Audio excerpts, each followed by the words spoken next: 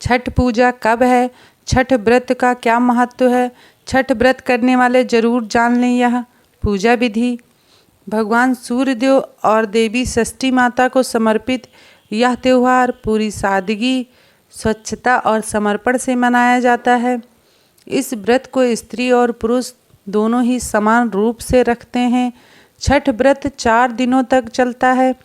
छठ की पूजा की शुरुआत 17 नवंबर शुक्रवार से हो रही है। इस दिन नहाय खाए से किया जाता है। 18 नवंबर शनिवार को खरना किया जाएगा। वहीं 19 नवंबर रविवार को छठ पूजा की पहली अर्घ यानी संध्या अर्घ दी जाएगी और 20 नवंबर सोमवार को छठ पूजा की दूसरी और आखिरी अर्घ यानी उगते सूर्य को अर्घ दिया जाएगा। व्रत के पहले दिन यानी कि कार्तिक शुक्ल चतुर्थी को नहाय खाए होता है, जिसमें व्रती आत्मशुद्धि हेतु केवल अरवा शुद्ध आहार खाते हैं। कार्तिक शुक्ल पंचमी के दिन लोहड़ा और खरना होता है, यानी स्नान करके पूजा पाठ करके संध्या काल में गुड़ और नए चावल से खीर बनाकर फल और मिष्ठान से छठी माता की पूजा की जाती है और फिर व्रत करने वालों को, कुमारी कन्याओं को एवं ब्राह्मणों को भोजन करवाकर इसी खीर को प्रसाद के तौर पर खाते हैं। पवित्रता एवं शुद्धता के साथ उत्तम पकवान बनाए जाते हैं। संध्या के समय पकवानों को बड़े बड़े बांस के डालों में भरकर जलाशय के निकट यानी नदी, तालाब, सरोवर पर ले जाया जाता है। इन जलाशयों में ईंख का घर बनाकर उन पर दिया जलाया जाता है। महापर्व उत्तर भारत के सबसे बड़े पर्व में से एक है, जो माह के शुक्ल पक्ष की चतुर्थी तिथि से लेकर सप्तमी तक चलता है। यह पर्व सूर्य भगवान और षष्ठी माता को समर्पित है। यह कहना गलत नहीं होगा कि यह पर्व सबसे कठिन त्योहारों में से एक है।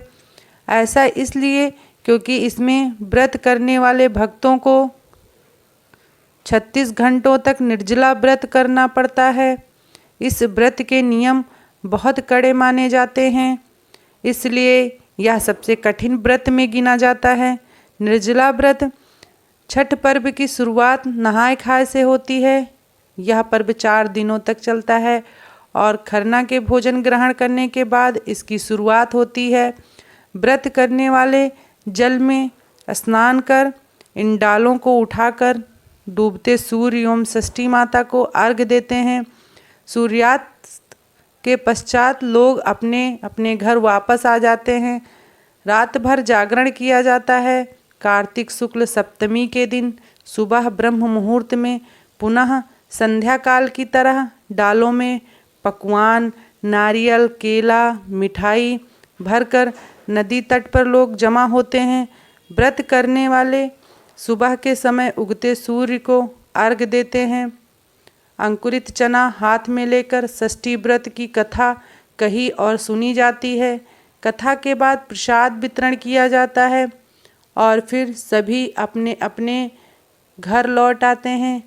व्रती इस दिन पारण करते हैं। इस पर्व से जुड़ी एक विशेष परंपरा के अनुसार जब छठ पूजा में मांगी हुई कोई मुराद पूरी हो जाती है, तब मुराद पूरी होने पर बहुत से लोग सूर्यदेव को दंडवत प्रणाम करते हैं। सूर्यदेव को दंडवत प्रणाम करने की विधि बहुत ही कठिन होता है।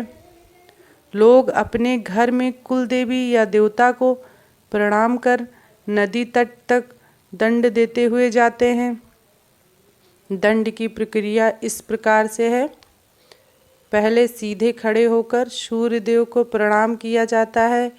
फिर पेट की ओर से जमीन पर लेटकर दाहिने हाथ से जमीन पर एक रेखा खींची जाती है। यही प्रक्रिया नदी तट तक पहुँचने तक बार बार दोहराई जाती है। छठ पूजा में सूर्यदेव, उनकी बहन छठी मैया, उनकी पत्नी उषा, प्रत्युषा की पूजा करने की परंपरा है। इन्हें षष्ठी माता भी कहा जाता है, जो संतानों की रक्षा करने वाली देवी मानी जाती हैं। डूबते सूर्य को अर्घ दिया जाता है।